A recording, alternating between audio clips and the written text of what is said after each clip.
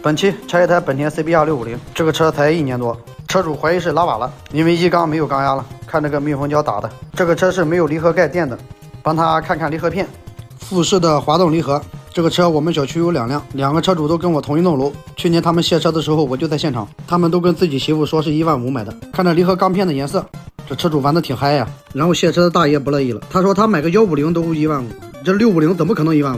他们媳妇在旁边听了，脸色瞬间就变了，还是咱邻居机智。他说大爷，我这650是型号，不是排量。你看你旁边那个奔驰上面不是写的1300吗？那照你的意思，这奔驰是300升的发动机喽？看这个头轮轴，哎呦我去，直接给干断了。不用说了，肯定是解了限速的。看看是断了3节，这断的可真整齐，跟车窗车似的。然后这边这些铁渣子要清理一下，不然前面电动卡死就完蛋了。